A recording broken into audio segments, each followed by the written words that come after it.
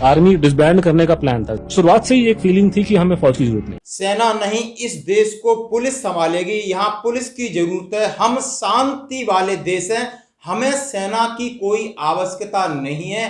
ये स्टेटमेंट है प्रधानमंत्री जी के, ये स्टेटमेंट है राष्ट्रपति जो सर्वोच्च सेनापति कहा जाता है। दोस्तों, बड़ा गंभीर सवाल है। आखिर आज हम ये सोच रहे थे कि सेना का विकास क्यों नहीं हुआ। सेना के रहने खाने के ऊपर किसी ने बहुत दिनों तक, यानी 60 साल तक किसी ने ध्यान नहीं दिया। हमारा खाने का स्टैंडर्ड हो, हमारे कपड़े लत्ते जो कुछ हो, इसकी वजह आज आपको जानकर हैरानी होगी। आखिर इसकी वजह है क्या?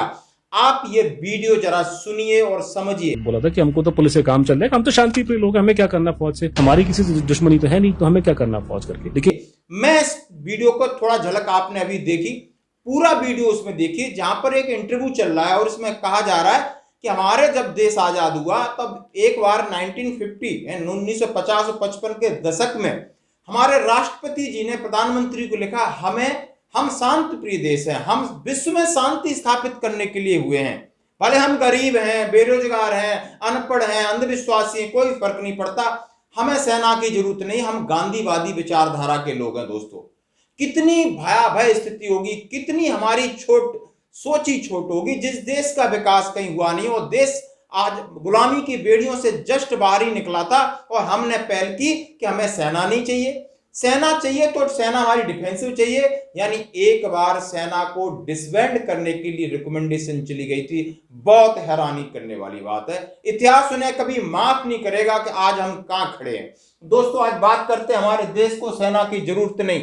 गांधीवादी विचारधारा का सच क्या है? आर्मी को करिए डिसबैंड, हम तो पुलिस से काम चला लेंगे, सेना को खत्म करो, स्ट्रेंथ को रिड्यूस करो। सर्वोच्च सेनापति डॉक्टर राजेंद्र प्रसाद जो राष्ट्रपति थे, उन्होंने नेहरू जी को चिट्ठी लिखी थी। बोला, विदेश के लोग बोलते हैं आप तो गांधीवादी, आपको सेना की क्या जरूरत है। इस बात से इन्फ्लुएंस हो सकते हैं राष्ट्रपति जी और प्रधानमंत्री इसकी अनुशंसा करते हैं। हमें क्या जरूरत है, हम तो शांति प्रिय देश है, हमें तो आजादी शांति से मिली। कितनी घोर निंदनीय चीज है। आज के युग में हम खड़े हैं, इसीलिए सेना पर ध्यान नहीं दिया गया। हमारी कमजोर राजनीतिक इच्छा शक्ति, विश्व शांति की बात तो कर रहे हैं, बट देश के अंदर बेरोजगारी है, देश के अंदर भ्रष्टाचारी है, देश के अंदर अलगाववाद है।